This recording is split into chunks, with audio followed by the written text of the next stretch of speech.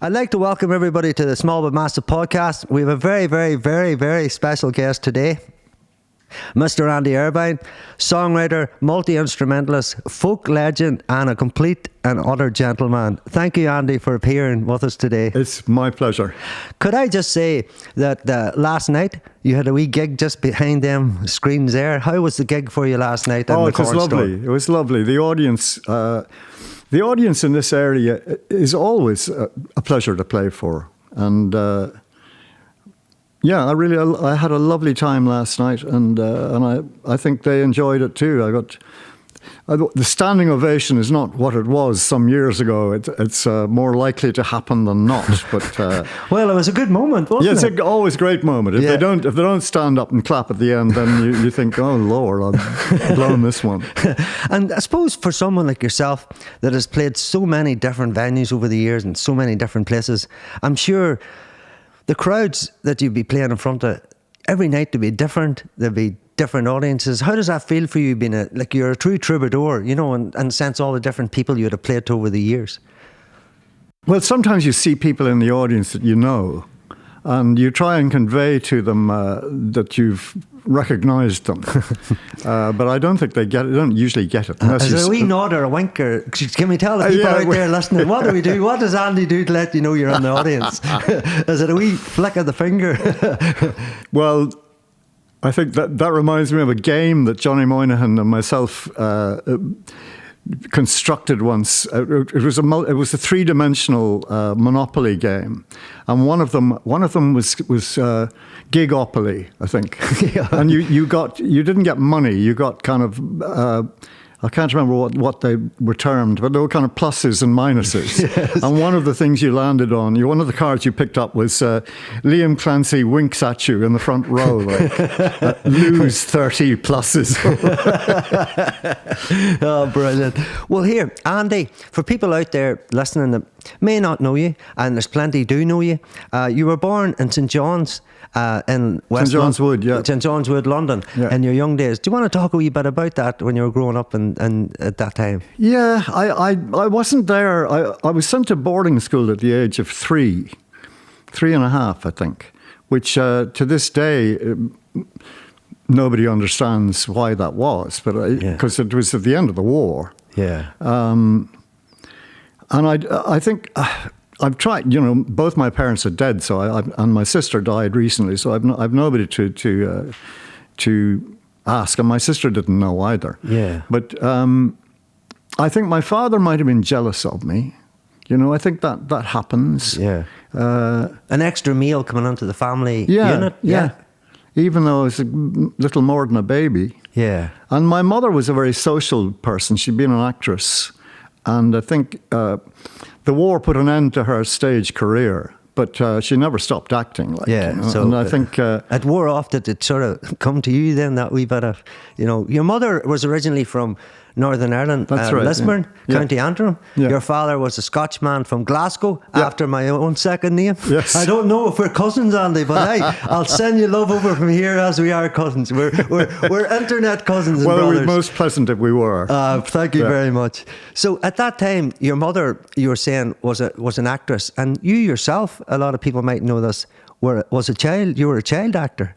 I was. My sister sent photographs of me to an agent who specialised in child actors, and they took me on, and I was in a film when I was nearly 9. I was just before I was 9 years old. I was in a film called A Tale of Five Cities. Look it up, people. Well, you won't find it. You won't find it? And the only copy you will find, they've cut my scene, speaking scenes. No. Yeah. Oh, no. Why do you think they've done that, or just to cut it out? Well, because it wasn't a very good film, I don't think, and they needed to shorten it. And and they took me out, which is a tragedy for me, Yeah. But at that time, when you were doing the child acting, is that something you thought, I'm going to do this, or is it something that just, for a while you were in a few bits and pieces of films and shorts and different things, weren't you? Yes, I was. I was in a television play when I was about 14, which I got fantastic reviews for. And I loved it at that point. But what happened then, and I wasn't the first person it happened to, was that puberty kicked in and I became a different person. And I lost all my confidence at that point. And I became, I didn't like it anymore. When I was about, by the time I was 16, I was not happy at all. But I'd been taken out of school to become a professional actor. So while my mother and father were still alive, I felt that I had to repay them for that by continuing. Yeah. But I mean, I remember, for instance, I got a letter from the Royal Shakespearean Company, Lord Usher. Sounds very grand. Lord Usher sent me a letter. How did he sound? Lord Usher? It was, no, just Usher, I think. Yeah. That's brilliant. But he, it was for an audition. And it had come through by somebody that I knew who knew him. And I was expecting this letter, and I got up it was in those days in the morning, the post would come in the morning, about 9 o'clock in the morning. And I got up for about 3 weeks just before my parents to try and intercept this letter. And I did eventually intercept it and threw it in the bin. You know, I mean, that's a shameful thing to admit. Did you open it? No. Huh? Did you open it up? Oh, I did open it, yes. And it said, we'd like you to come and audition for us at 3 o'clock on the 23rd of whatever, you know. And well, gone. Yeah. But then your mother, I was reading that your mother had an old gramophone, the old wind-up ones. For people out there that don't know what I'm doing there, Andy, I'm winding it up for exactly the tune. you know exactly. Yeah. And you know, yes, and so at that stage there were old what you said, shows, old show music, wasn't that? And would that have been your first sort of introduction into music then? It was, yeah. And the records were all kind of cracked and scratched. Yeah. But I loved them, you know, and they were behind the sofa in the sitting room. And I'd spend hours there kind of winding up the gramophone, changing the needle, and putting on these... Would it be on? Yeah. Well, you remember the way it would run down, you know? Who stole my heart away? Who stole my heart? It's like someone full of wine just singing. Exactly. Yes. An injection, So, and then you went on, first of all, to start to learn classical guitar. I did, yes. From a gentleman called Julian Bream. Julian Bream, yeah. Who became, for people out there, a very famous classical guitarist. Yeah, in his very own famous, right. very famous. And well, my sister married a musician, a classical musician. He was a double bass player. And he knew Julian. And so my mother and I went to Julian Bream's flat to, we had an appointment with him. And he said to me, and I had this guitar which I'd got for my 13th birthday, and it must have cost about 10 bob, and it was crap. And he looked at it and he said, well, the first thing you'll have to do is you'll have to get a better guitar. But he said, how well do you want to play? And I didn't really understand the question, you know. I said, and before I could answer, he said, well, I mean, for instance, would you like to play like this? And he played a piece of music right there in front of me, you know. And the only time I'd ever been close to music was somebody playing the piano. Yeah. And this was an experience which I will never forget. And at the end of it, I was in a flood of tears. And I said, yes, I'd love to play like that. And I never could. But well, you proved yourself as a fantastic player. I would say that's an understatement there. And from that there, did that give you that wee kick of, here I am, this instrument can perform these sounds for me. I can compose, I can listen, I can... was it then that you started to about listening to people like Woody Guthrie and people like that at your young age, or were you at that stage? That was a little bit later. Yeah. I think I started guitar lessons then.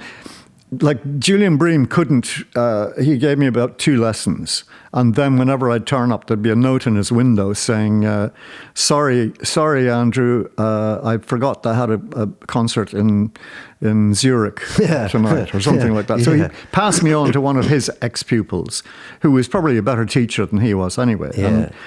And I practiced 2 hours a day, and, really boring.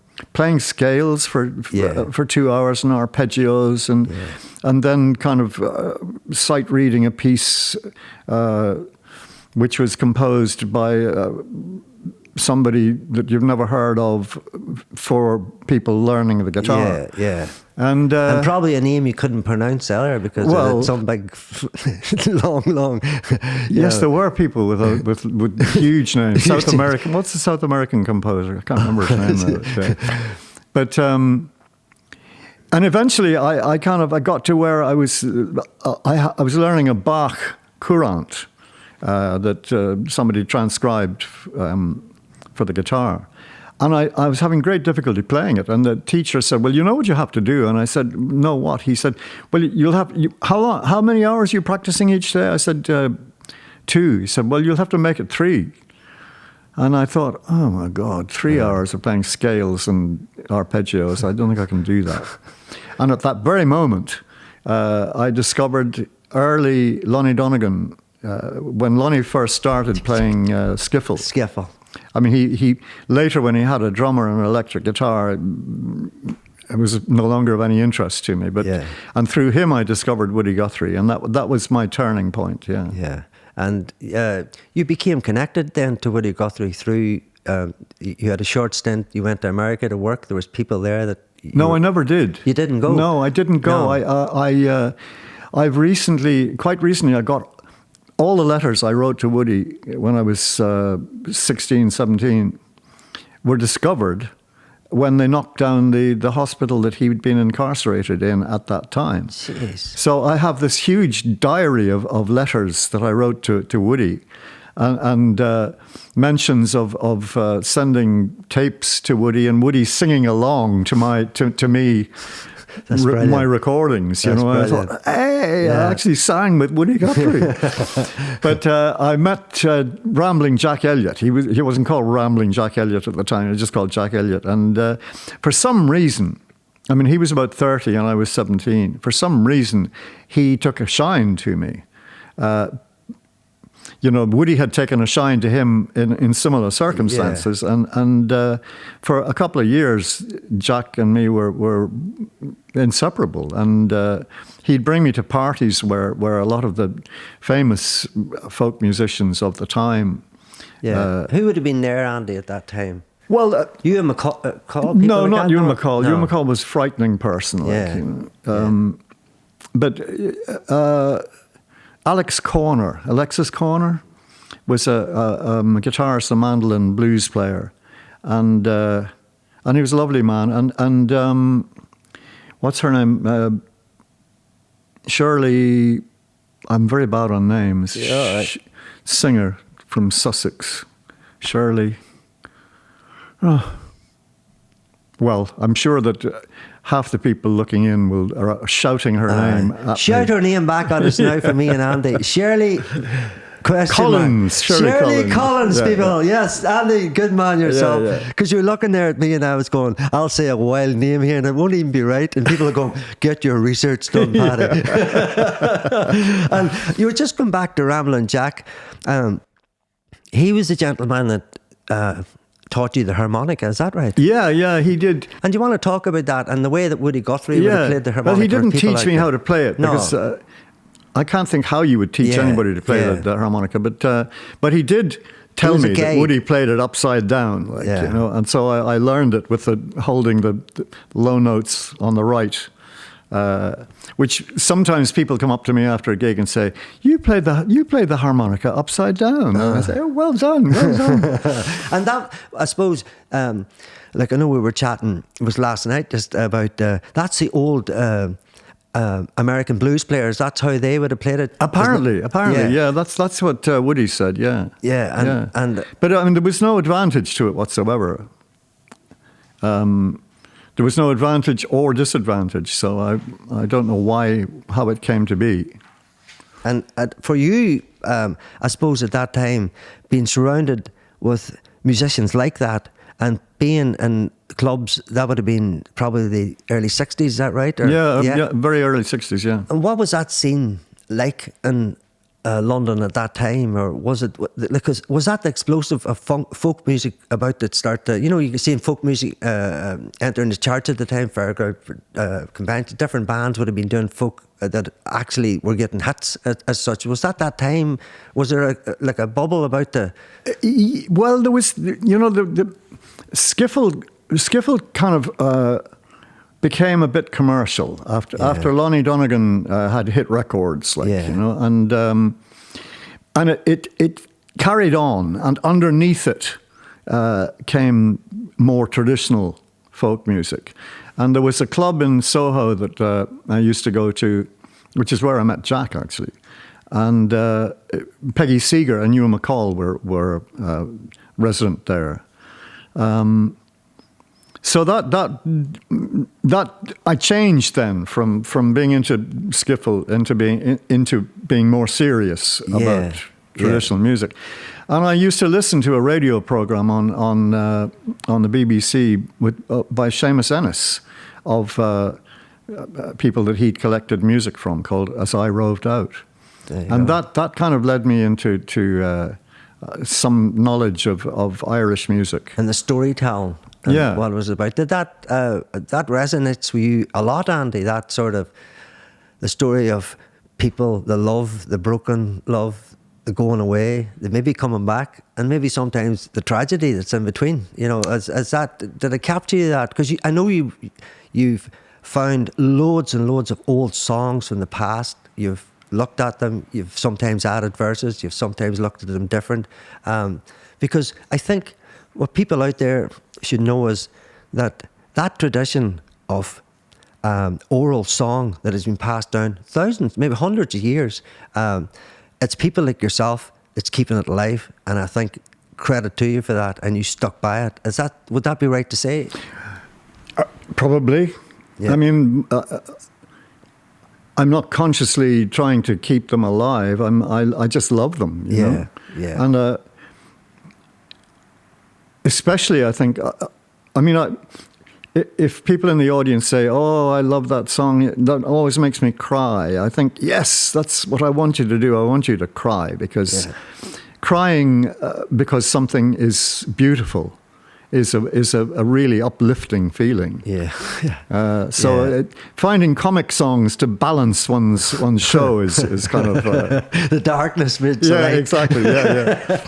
And so then. I suppose at that time, you would have been seeing new instruments as well, like the mandolin and bouzouki. And at that stage, you then went on a wee road trip in 1968 to the Balkan area of Europe. And you spoke about, you camped out and with your then partner, Muriel. Mm-hmm. Is that right? So for people out there that don't know about the likes of this, what was that experience like? I know, like, when sometimes you're younger, you go, I'm going to get a tent, I'm going to go into the forest, and I'm going to stay there. And you're not sure if you're a hermit. I'm still in the world, I'm not in the world, but I'm learning around me what's going on. For you to go into them countries, I suppose, coming from the background you had and the music you listened to then, what was that like for you at that time, and Muriel? It's quite hard to remember, but it was like an obsession, I think. I mean, in 1968, I think the youngish generation, of which I was a member, suddenly discovered that they could travel anywhere in the world without much money, just with the sunburnt thumb, as Woody would call it. I've done it myself. Yeah. It takes longer. It's harder. 9 times out of 10, you haven't much money in your pocket, but you get there. Yeah. And you meet great people, and anything can happen. Yeah. And it's extraordinary the way that if you have a bad day and you don't get very far, the next day will be the opposite. It's really extraordinary with the way that. And how over there at that time then?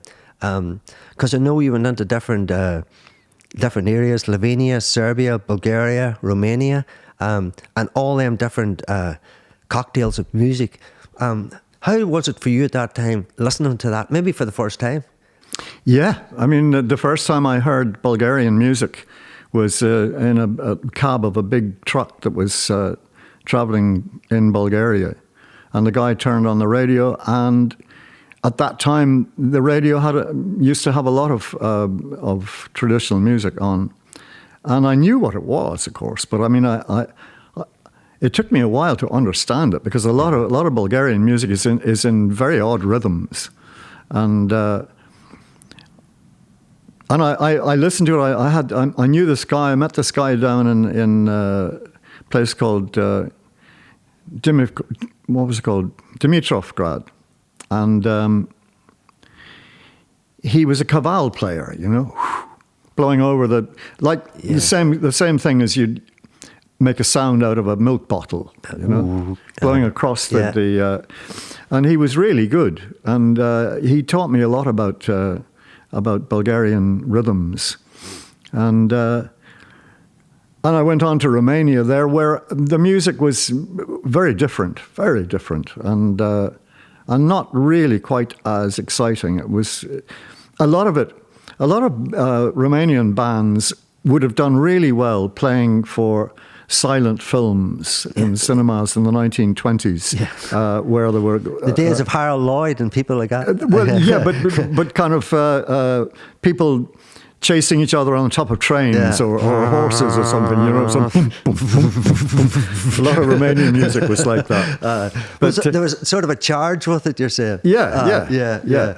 And of course, what the records didn't show was that it was all music for dancing. Yeah. And without the dancing, it was not quite, it wasn't the full shilling. Yeah, so their cultural dancing, you mean to dance along, like Irish dancing here in the trad, is that what you mean? Yeah. Yes, it was the opposite, kind of the opposite to Ireland. Yeah. But I was going to say about Bulgarian music. I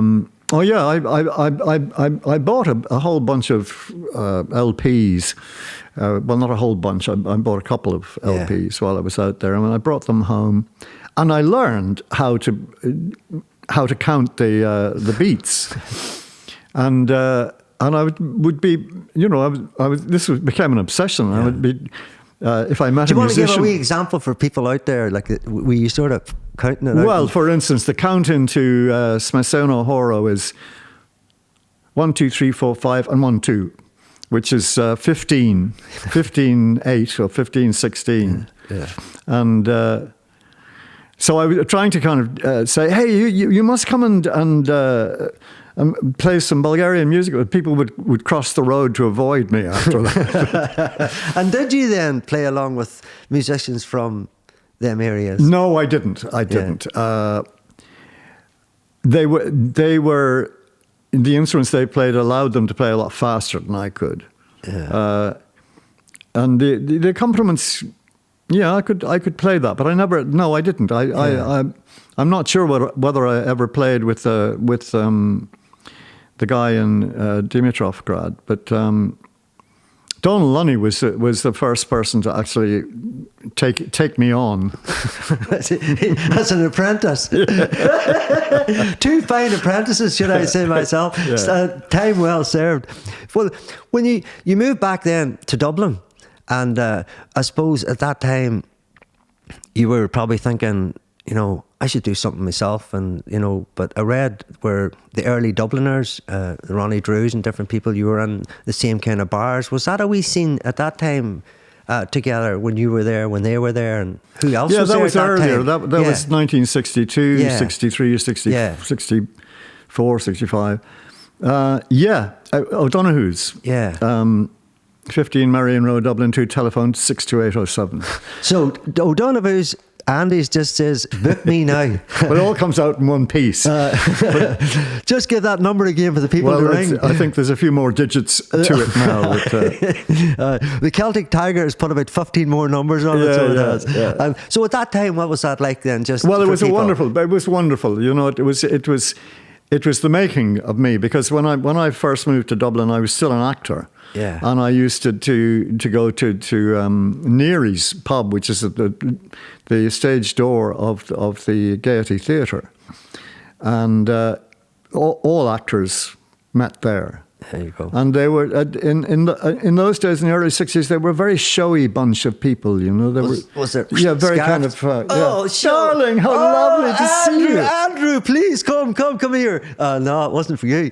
It wasn't my scene, that at all. And so when I discovered O'Donoghue's, here were real people. The jumpers were on. Yeah, the hats. And it was great because, you know, in the early 60s, Dublin was a very conservative place and very, very kind of, people were a lot more religious in those days than they are now. Yeah. Was it, you could feel it sort of thing? Yeah. I mean, if you were dressed like this, I mean, I never really changed my clothes, but if you were dressed like this, people would kind of look you up and down as if you were something the cat just brought in. I suppose everybody, was it sort of business casual then with a wee shirt and tie and the people were well dressed. Yeah. I mean, I have nothing against that. No. But, we're not saying don't wear a suit out there, people. You're allowed to. But back then, well, the attitude that came with the suit was what one didn't like so much. Yeah. And Donoghue's was like it was like a different planet. You know, it was a wonderful place, and it was the more wonderful when the Dubliners were in Dublin.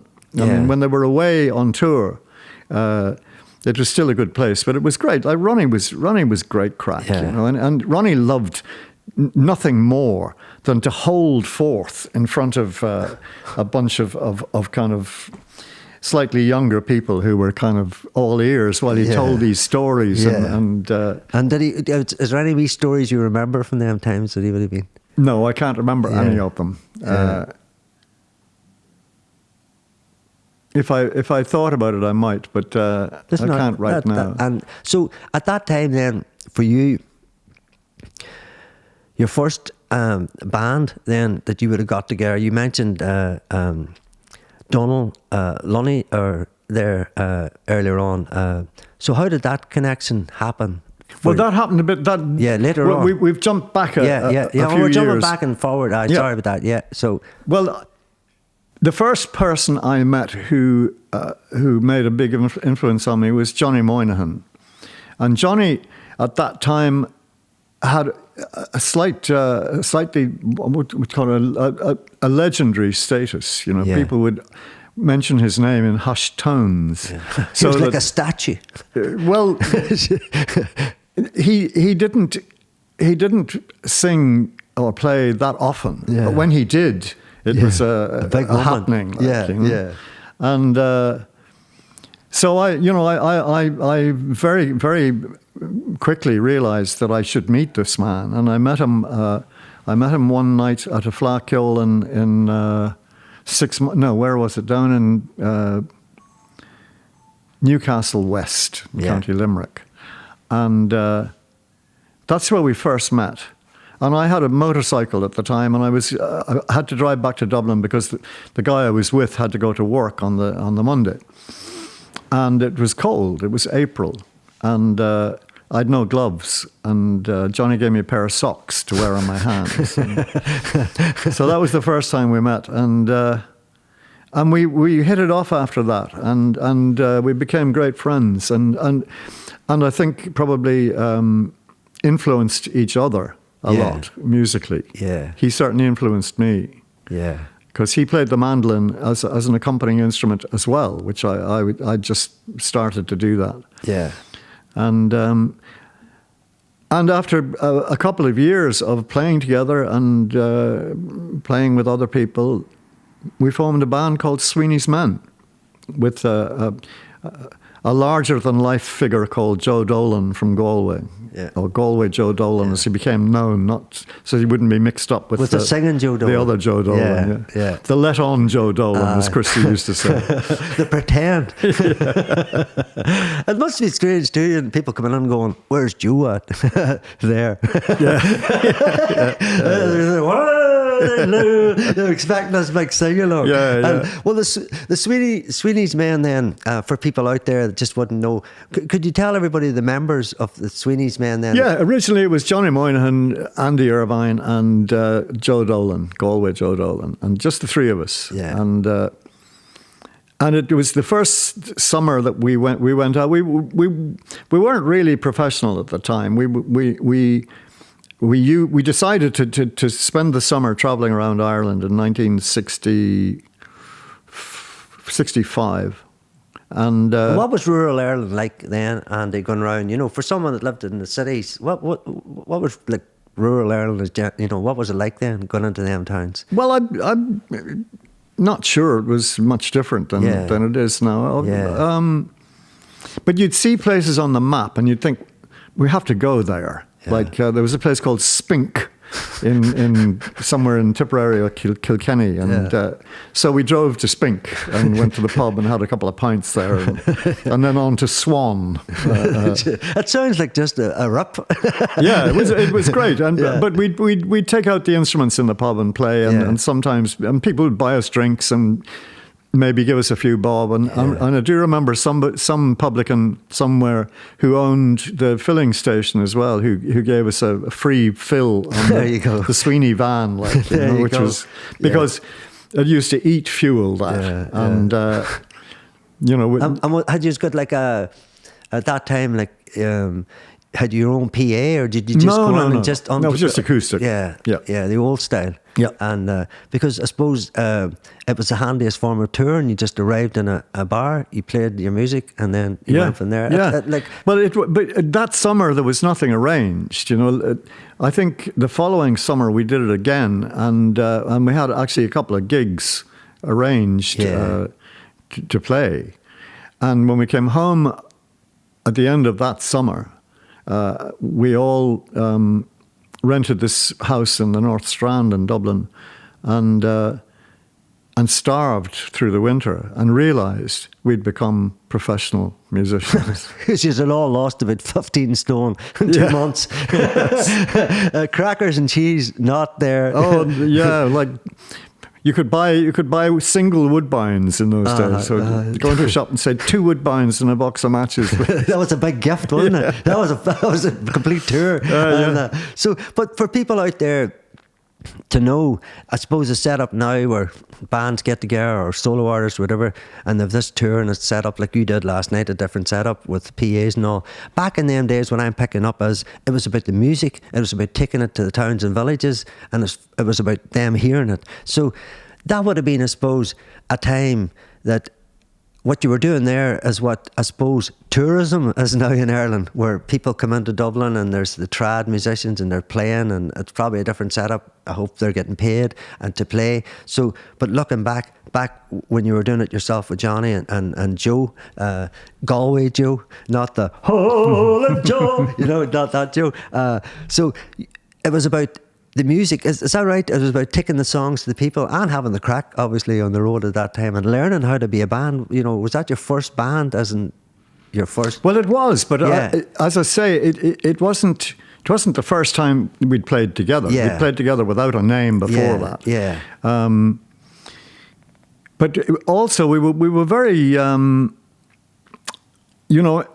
soon as you start accompanying yourself on an instrument, you're stepping outside the tradition, because in Ireland singers were not accompanied ever. Yeah. But within our own kind of parameters, we were very strict with the music. There's a word which is not used very often these days called strokey. If you listen to somebody playing and you'd say, stroke man, we were not strokey. We kept to the formula, our own formula. Yeah, and it worked. Yeah, it did, yeah. And I suppose just on that there, I remember a good few years back, Ryan Lagan from the Cellar, he was in here last night at your gig. Ryan had booked yourself to play, and that night you went on to the Sweeney man. Yeah, that's right. And Ryan, he wanted to ask me, he says, I know it's strange, lad, but he says, could you ask Andy how that happened and why it happened with him? Because he was really proud of that happening, that he was aware of the Sweeney men, and all of a sudden, all these years later, you had what we're talking about now was in the Cellar Bar. Was there a reason, or just at that time? Well, there was a reason. Yeah. And the reason was that we decided to get back together. Not for the first time. We got back together sometime in the late 70s, I think, briefly. But so we decided to get back together again and do a few gigs. And I think the Cellar Bar one was the first one. I think it was more or less the tryout. There you are. So there's your answer, Ryan. Don't tell him that. They practiced endlessly for 6 months to play your gig. But that's brilliant. It was just something that he had asked me, Andy. And then I suppose your next move on would have been Planxty. Isn't that right? Yeah. And so I suppose for people out there that aren't aware of Planxty, we'll try and give them a wee insight to how it came about and who was in it and what you felt about it.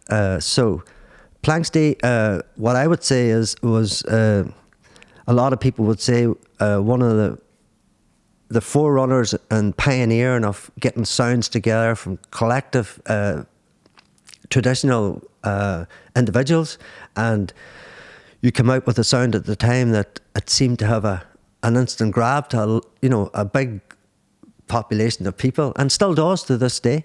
And for you then, I suppose, like all of a sudden you were in Sweeney's Men, and next thing you were in Planxty. And how did that all come about, Andy, and who formulated it?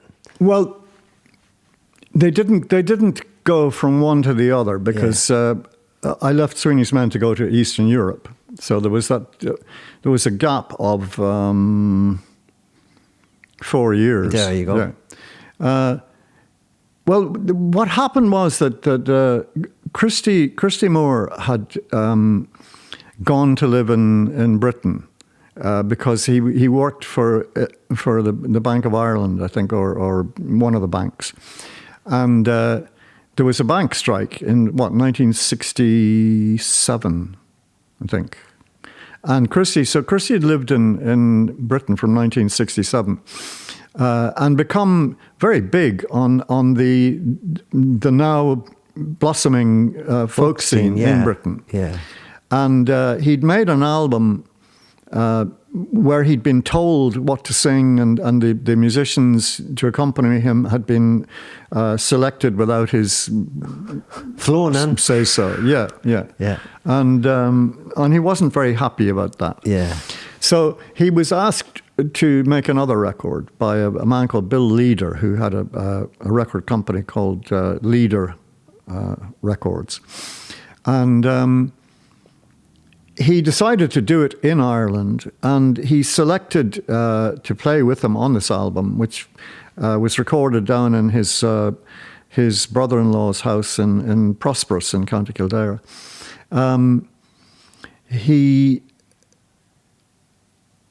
I'm just thinking it was his brother-in-law. I think so. Anyway, but so he selected. All these people would be like, Father Ted's house. They'll all be landing down now to this house where the classic album was recorded. Can I touch the cloths? Sorry, there, Andy.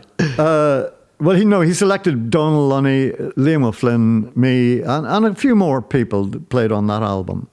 But we four were the kind of the on all the tracks. Yeah. And you put forward 4 tracks on that album. You had 4? No, it was all Christy. All Christy. Yeah, we accompanied him. Yeah. Right.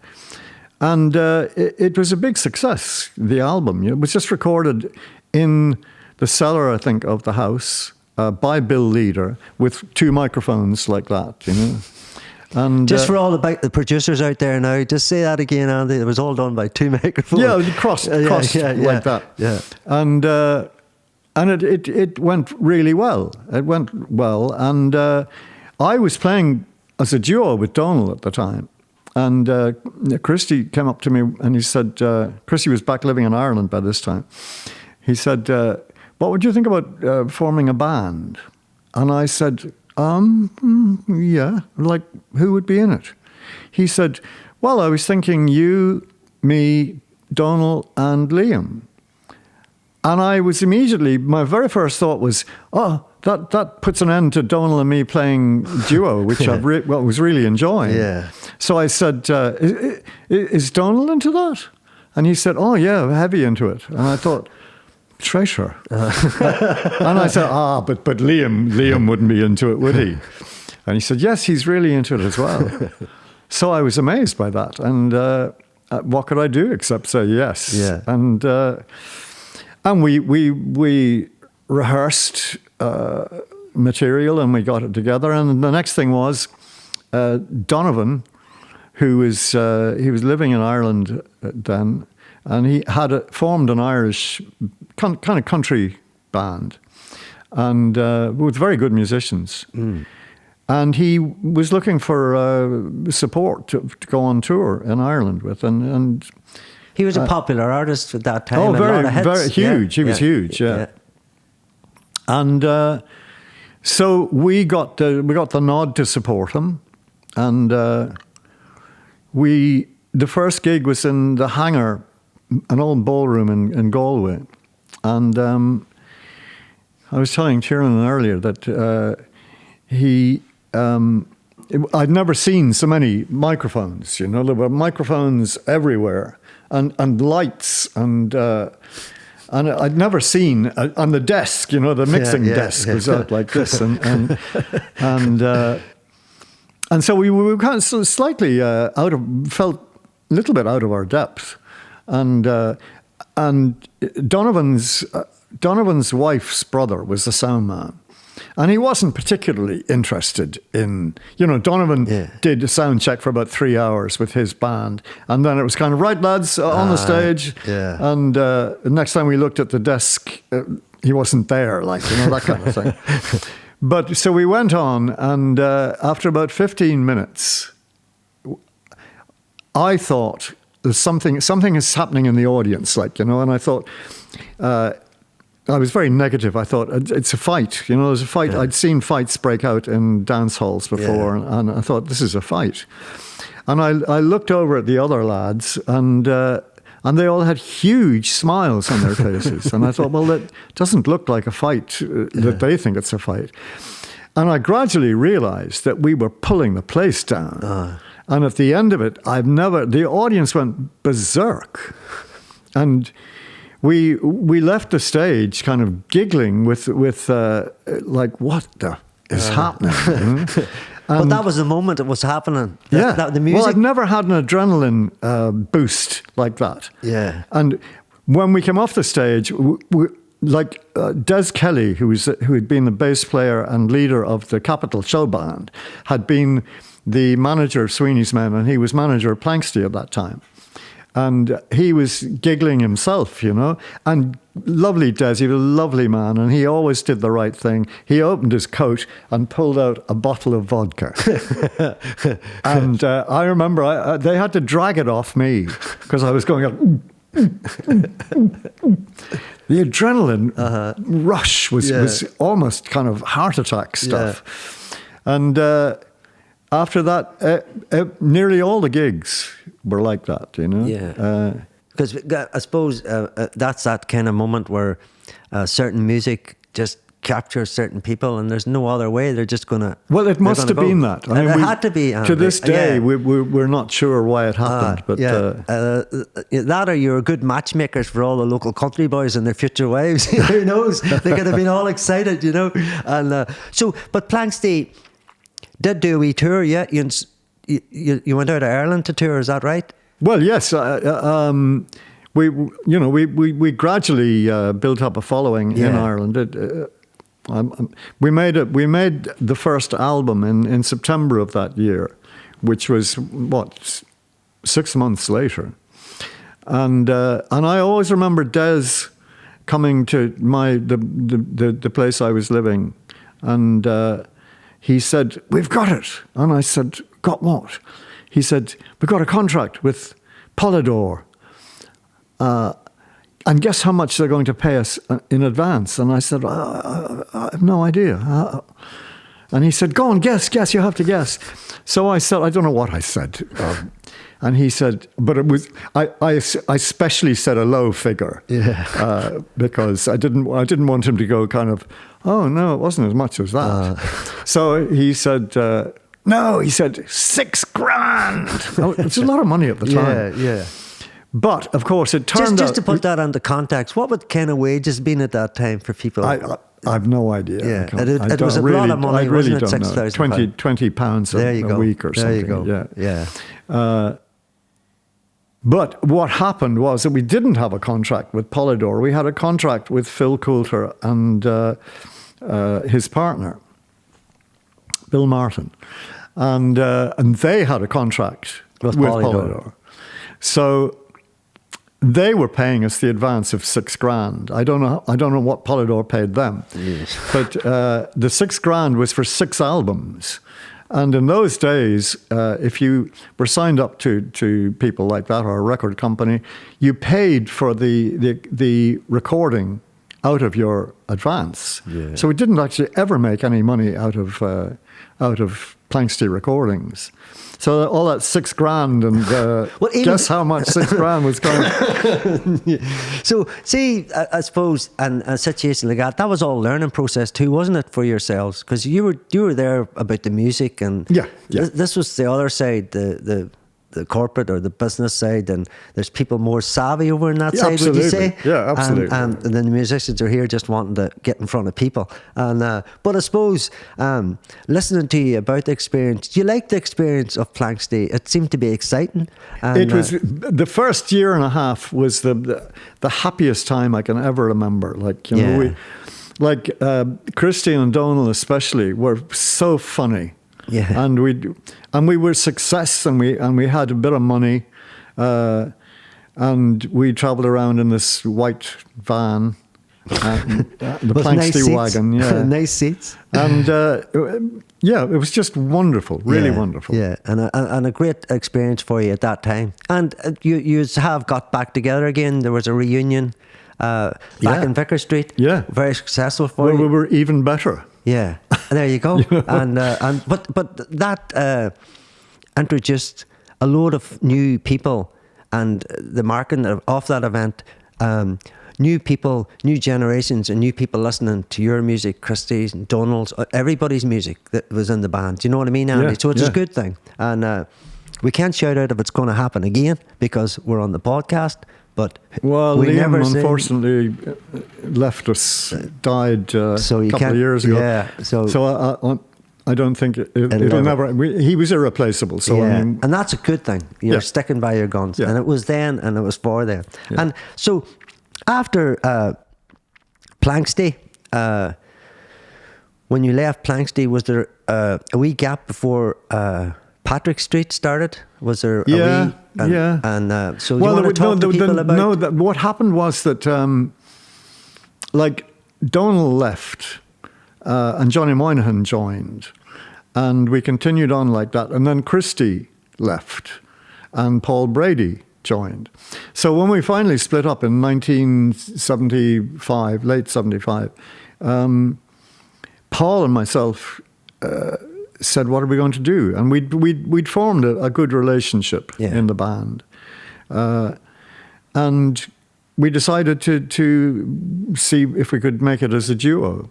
And that was a big success as well. So 1976, the album came out. And for people out there, what they should know is that you and Paul have got together and you're actually touring with that album as we speak, and there's been a few gigs. People know this. I'm not going to say the word why gigs were rearranged and why they were put off, but let's just say, good people, the gigs are going to be back on, and you're going to be able to see Paul and Andy, or Andy and Paul, whatever way you want to put it, in the near future. Isn't that right, Andy? With Donal and Kevin Burke, who were also on the album. And Donal, he produced the album, is that right? Yes, he did. Yeah. And so you and Donal seem to go back a long time. For your friendship must be like solid and an old friendship right up to this day. Yeah, absolutely, yes. Yeah. The best of friends. Yeah. And we first met, I think, in about 1960. When would that have been? I forget now, but I was looking for a place to stay. I'd come back from somewhere, and I'd no bed sitter anywhere, and I saw an advertisement in the papers, and I went to see if they had a room in that house, and Donal answered the door. As he says, there was Andy covered in musical instruments, but I'm not sure if that was true. And, well, I suppose everybody has to have their first introduction to everybody that becomes a long-term friend, and sometimes unusual circumstances. Yeah. But it's how we keep the longevity of that friendship alive, and keep the love and respect you have for each other. You know. Yeah. And but going back to just your solo album with Paul Brady, at that time, I suppose for you both, you were coming out of a band that a lot of people knew, and I suppose that would have been your first solo album, Andy. And how was that for you? Your first solo album. Here I Am. You've went through a few different stages, a few different bands, a few different people. You've learned a lot of stuff. You went out around Europe. You've captured sounds from all around. And I suppose what people should know is you have searched so many old style laments, stories, poems, Irish songs, English folk songs, Scottish folk songs, European folk songs, and all of a sudden you arrive and you're doing your first solo album. How did all the tunes that were picked for the solo album, how did that come about, or had you got... You mean the first solo album I made? Yeah. Well, I think what happened was that not that long, maybe a year after the Andy Irvine and Paul Brady album came out, Paul made a solo album himself, Welcome Here, Kind Stranger. And the usual suspects played on it, but it was him on the front. There was no me anymore. And so I thought, well, he's just made a solo album. Christy, I think, had made solo albums. So I thought, well, I better make one myself. And I don't know, if you listen to it now, it's very up and down, that first album I made. It's I haven't listened to it as an album for many years, but there's things on it I really don't like. Is that because, the way it's a lot of time artists put stuff out and they're always sort of critiquing every tune, or our people would look at the album as a holistic album and say, I really enjoyed that. Did you think you could have picked other songs at that time, or? I can't remember really. Yeah. But it's a mixture, and I'm not sure that it works as such. Yeah. But I made albums subsequently which I liked a lot more. So. Yeah, well, that's the thing. You see, I suppose what people should know is that people look at certain things and they say, oh, there's that artist, that's what they're connected to. What people need to know is, like last night, you done a pile of new songs that you've been working on now. It's important for people out there to know that an artist like yourself has got such a big catalogue that it's very hard to just look back and go, I must pick that song, I must pick that. And you're all the time having to pick from it's like a big, I don't want to call it a big witch's cauldron, like of songs that you can look into and pick out. And so that people know out there that you're still writing, you're still putting out content, you're still thinking about what songs to do. And credit to you, because you've been doing it for over 60 years, and it's important that I suppose people know when an artist like yourself appears that you've got that many songs, you could just pull them. Like, I seen you downstairs writing, and you're going, like, it's nearly as if I wonder what I'm going to play tonight, and I know I have to. And it's to do that. I suppose what people need to understand is, as an artist like yourself, you're just going, this is a song for the night, I'm going to do it. I feel it. You know, would that be right to say? Well, it's not quite like that, because the accompaniments that I play to these songs is complicated. Yeah. And consequently, I don't have enough brain space to hold more than maybe 30 songs in practice at any one time. Yeah. And sometimes I have to relearn a song from a recording, which is nice when you've done it, but it's a real drag to have to do it all the time. Yeah. So that it's not, you know, there is a witch's cauldron of songs which I have done, but there's a lot of them. If people say, "Can you sing?" You have to say, "You know, I'm really sorry, but I'll sing it next time. I'll get it, work it up again, and get it next time." Stir it up again and bring her back up to the boil. Yeah, well, that's brilliant. I got a question, Andy, from I was asking some people, just a few people, about would you like to ask a question to yourself in the podcast, and last night. When Marty and Nikos were playing, Marty asked me to ask you about, and he wanted to thank you too as well. He was saying, I see Andy quite active on the online Irish Bouzouki forum run by Shawnee McGrath. It's brilliant to have him on there interacting with players of the instrument from all over the world. What does Andy think of the growth of the instrument's popularity over the last couple of decades, and what does Andy feel the future holds for the instrument? Well, it has really taken off, all right, you know. I mean, Johnny Moynihan was the first person to introduce the Irish Bouzouki, as it became known. And there's a very funny interview with him I think it's on YouTube, where he says, you know, I started to play the Greek bouzouki, and then it turned into the Irish bouzouki. Now every bloody band has one. But if you look at the bouzouki forum, Shawnee's he's brilliant, by the way. Shawnee, he changes the main photograph almost daily. I mean, he's right on top of the thing, which you have to be, I think. Yeah. And the number of people who are now making bouzouki's is incredible. I mean, people I've never even heard of are well-known bouzouki makers. And it has really taken off. Yeah, and he also said that, you know, he was talking to me too about having people like yourself come onto the forum. He says it's absolutely brilliant. He says thank you for that, because it's very inspiring that someone like yourself will go on and talk to the people and have that interaction. So I thought I would just let you know that as well. Well, it's useful to me too. I mean, I think I have posed questions myself on that. There you go. Does anybody know how I can stop the plectrum falling out of my fingers, or something like that. But one of the things that does strike me is I've some very good Greek friends who are in Athens, but I met them in Melbourne. You know, Melbourne is the second biggest Greek city in the world. There you go. And George Galiatzos and his brother, and they play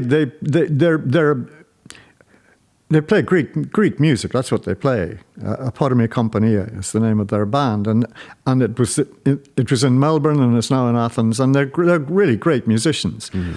But they formed another band playing Irish music with Irish bouzouki's. So we're a bit like the kind of the Spanish bluebell. You know? Yeah. If you allow it to grow in your garden, it'll kill all the Irish bluebells and take over. But that's showing you that, I suppose, if going back to yourself and the people that inspired you, and then coming up to the new generation that's been inspired, like Marty, and the future generation that'll come after Marty. I think that's a positive and very vibrant thing, isn't it? Oh, yeah, me too. Me too. And I think that what we'll find is that you'll find that the traditional instruments, maybe on pop songs, on different styles of songs, on orchestrated songs, the way I think instruments are now, where years ago it was kind of, if you're in this type of band, this is what you play. If you're in this type of band, do you know what I mean, Andy? Yes, I do, yeah. Where you can have this interception and this beautiful sound coming in, or overtones or something happening that's completely different, you know. I should say too, to people out there, going back, we're shooting back to your boarding school days, sport is something people out there should know that you love sport. And at that boarding school at that time, the sports would have been cricket, rugby and soccer. Absolutely. And so did you partake in them all? Because you are a fit looking man, I should say. We were talking last night. People should know me and Andy done a wee jog this morning there to freshen up, didn't we, Andy? Well, I still do that a bit. But, brilliant. Yeah, I love to play cricket and soccer. Yeah. I was very small, and I mean, if you look at photographs of me in the soccer team, I'm at least 6 inches shorter than almost every other player. I don't know why. I was a very late developer. But so rugby was a scary game for me, because at the age of 11, 12, boys are different sizes. Yeah. And there was a fullback, I remember, from one of the other schools that we used to play, who was a massive boy. Yeah. Barlow was his name. He was well fed. What? He was well fed. Yes, but he was huge, and I was minute. So, and I played on the wing, so I often came up against him. Yeah. You know? Did you duck him? No, I think I always kicked the ball into touch. But I remember being tackled by him, either at soccer or rugby, I'm not sure which. And we went for about 20 yards, like, you know, or I went for about 20 yards, like, he kind of... and it was kind of, where's he gone? Over the hill. But no, I loved it. I loved. I've kept that up. That passion is still with you. Yeah. I know, because you were talking yesterday about the rugby match, Ireland and England. For people out there, just to let them know that Ireland won the match. Yes. Just in case you didn't know, in case just the TVs were turned off or there was any blankouts. And I think that was something that, I suppose, Andy, sport is something that... You've talked there about the rugby and the cricket, but you're also a big soccer fan of Everton, isn't that right? And how did that come about? And you were talking about your son and you being big fans of it together. I've you know, this funny thing, I do remember when I was about, what would I have been, 8, I think. For some reason, I was alone at the boarding school. Everybody had gone, and I was waiting for my mother to come and collect me or something. But one of the maids had the radio on, and I was standing underneath it. She had her room up here, and I was outside, and I was listening to the cup final between Arsenal and Liverpool. And I was hoping Liverpool won. It was the very last time I ever hoped Liverpool would win anything, because how I came to support Everton is purely, I liked the word Everton. I liked the way it looked. So I was like that with names and numbers. I liked the way, if I liked the way they looked, they became favourites. Yeah. And it's been, we had our moments in the 80s, but we're not having our moments of the moment. So well, for the sake of the podcast, we hope when this is watched in years to come, Everton are strong again. I really hope so. Yeah. But so I remember years ago, me and a friend of mine, Dennis Kelly, I went on a trip for a friend of mine that was a big Planxty fan at the time, and it was something that I knew would lift his spirits. And I went and landed. We went on a mission to find Andy's house, good people. I know this sounds strange, but we did go on a mission. And the man is sitting across from me now. He's not worried that I'm some kind of stalker. I was trying to get down, but I left. We went around different places. And we landed in a county at the time, I'll not say where, and there was 2 gentlemen, and they were gardeners, and they popped up, and they kind of, who are you looking?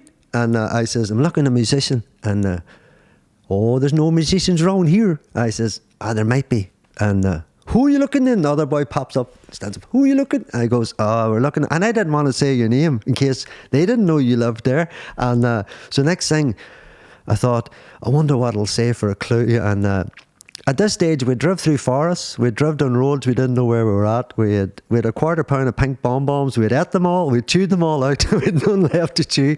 We landed, and I says, folk, and no, and the boy kind of rubbed his hand, maybe down round over somewhere over there, and he didn't even point us anywhere. So we landed this wee cottage at the time, and I thought, right, we'll just knock the door of this, because we're countrymen and people will understand of their country people who were looking or whatever. And next thing, I looked and I seen like a wee amp or something in the front window, a wee valve amp, and I thought, that's definitely a musician. And I don't know why I done it, but I left a wee note, good people, and I told Andy what I was looking and for my friend or whatever, I lifted his spirits at that time.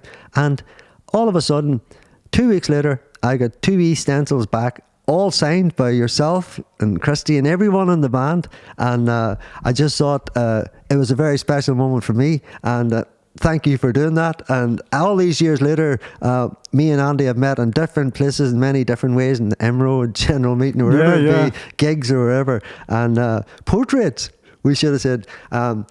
Andrew's portrait is done by a gentleman called Julian Friars, who last night would have been here when he was away, he's done the portrait of a lot of people.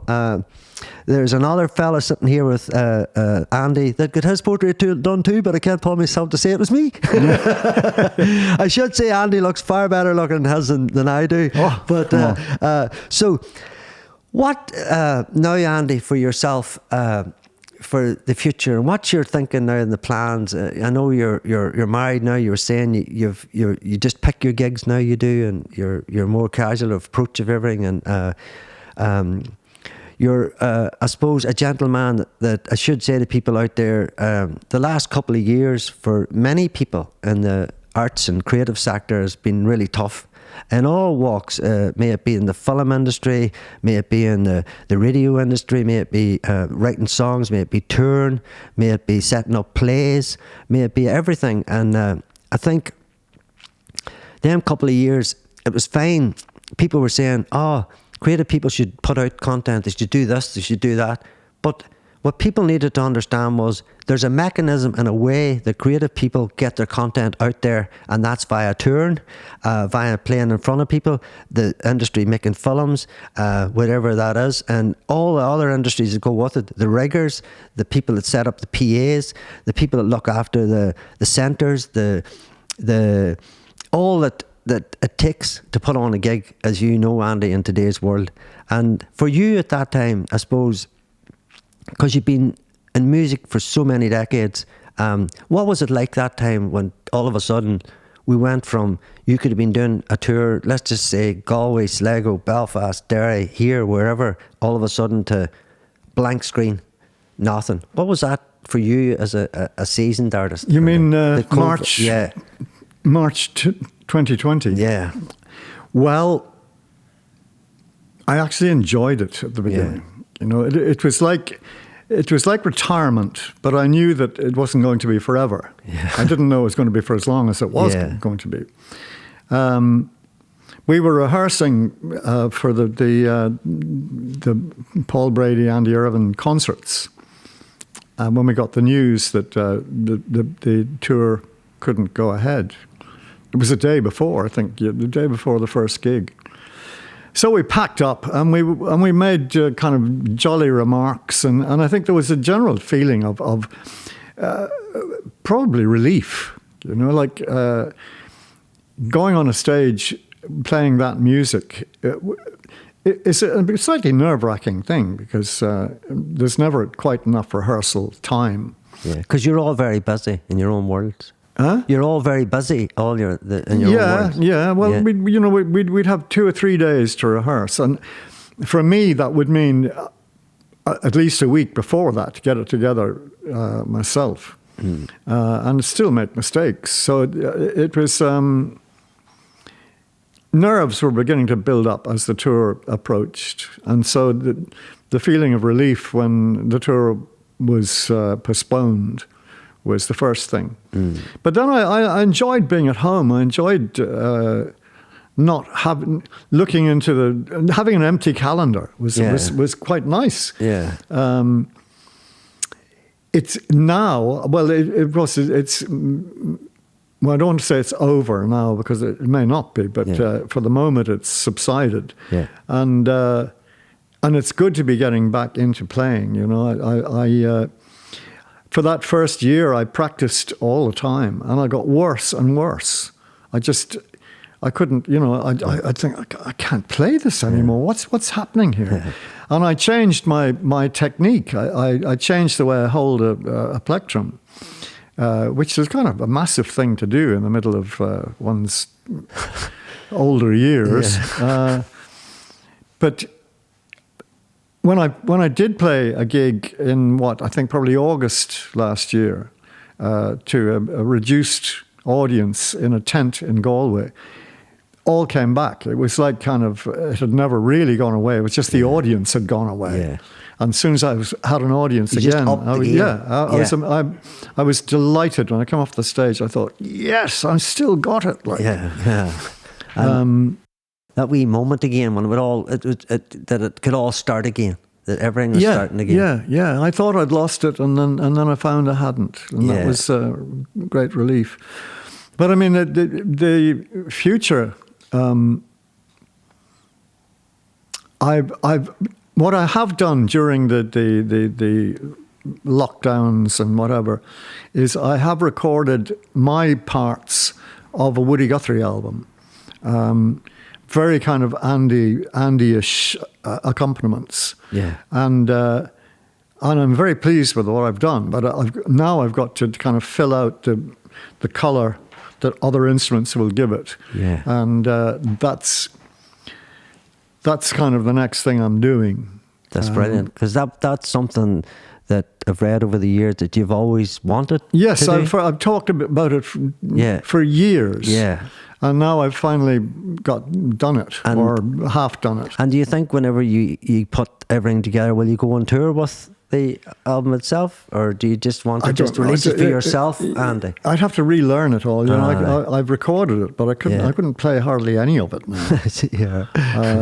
So I'd have to, Well, it depends. If it makes any kind of, you know, it may just CDs are not as quite as important as they once were, and it may just kind of become a curiosity. But if it made any kind of if it needed touring, I would tour it. Yeah. No, that's really, really good. Well, what I have to say now, Andy, is you've been an absolutely star guest for me, and thank you very much for coming on the Small But Massive podcast. I can't tell you. I mean, do you remember the first time we met? It was in Sligo. That's right. Remember that? Yeah. MUI meeting. I was the what do you call it? The boss of the MUI at the time. That's right. And I remember. I don't remember the meet. There weren't many people there, were there? No. But I do remember you, because you did all the talking. Well, today, and I think were you trying to plug the festival? I think so. Yeah, I was surely, yeah. And it was not long after that. I should say that your good self and different individuals from Emro back in the day were supporting us for the festival, which was a great thing to know that. The Irish Musical Rights Organisation were there in the background to support us, and people like yourself and Christy, different people spoke up in the room for us that day. I'm glad. I wasn't actually. I wasn't in IMRO. I was in the Musicians Union. Yeah, that's right. That's right. You were in the Musicians Union at the time, and I suppose I was trying to, sell what we were doing And fair play to you that you remember that. And I remember chatting to yourself. And there's another gentleman now speaks on behalf of the Musicians Union, isn't there, down from I can't remember what his name is. Sometimes I'll be down at the Emerald meetings. But from that time, Keith Johnson from Emerald and has been a good supporter to us. And great. I'm delighted to hear that. Yeah, and some of the youth workshops that we do, Emerald have been supporters of them. So I think Keith and Emerald in general know that the work we're doing here and the work we're trying to do and the work we've done in the past with the festival was a good thing. But Andy, it's been an absolute pleasure. With no doubt, I hope in the near future to see you back again with us, playing again, doing a gig. Well, you'll have to come to this is a plug, you'll have to come to my 80th birthday concert. So let's tell the people, hold on Andy, we're going to do a massive ad here now, right? So ladies and gentlemen, let Mr. Andy Irvine speak about the biggest gig that's going to happen in Dublin since fucking God knows when. Well, since my 70th. Since Andy's 70th. No, I decided I'd do hopefully 2 concerts in Vicar Street with the, it's amazing how I did it 10 years ago and it seems like yesterday. Wow. It's really frightening the speed that one's life speeds up to. But it'll be me and Paul Brady and Donal Lunny and a band that we didn't touch on, which would... The next podcast we will, Mozaik or Mozaik. Speak away. Go ahead, talk about Mozaik. No, when you were talking about the mixture of music, I immediately thought, we should have mentioned Mozaik because that's a band that plays old time American music, Irish music, and Balkan music, and one of my very favourite bunches of people. And Usher's Island, which is my latest incarnation with Mike McGoldrick, John Doyle, Donal Lunny and Paddy Glasgow. So I think it's going to be announced tomorrow. There we go. I don't know what... Tomorrow on a podcast might be any time. We are really good at getting out, aren't we, Tony? Yeah. And so... What date? Is there a date for that, Andy? It's the 20th of June. 20th of June.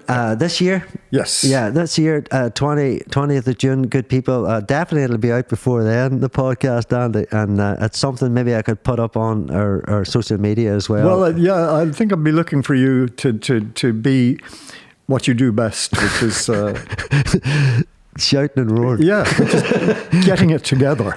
Well, that's a great honour to ask me live to do that, and certainly I'm there for you. So, as I say, thank you very much to Nathan and Stella in the room, and thank you to Tiernan. Thank you to Andy Irvine for coming on the Small But Massive podcast. And I should say this too, Andy, we've been doing podcasts, Voices from the Sperns, and I think that this podcast will probably join the Voices of the Sperns because you're a man that has sung about the Sperns over the years, and I think for all the people out there listening to that podcast, tune into this one as well. So thank you very much from me, Paddy Glasgow. Thank you from Andy Irvine. Thank you from everybody in the room. And I should say that last night we had a gig on here and this room looks immaculate, but you should have seen it 2 hours ago.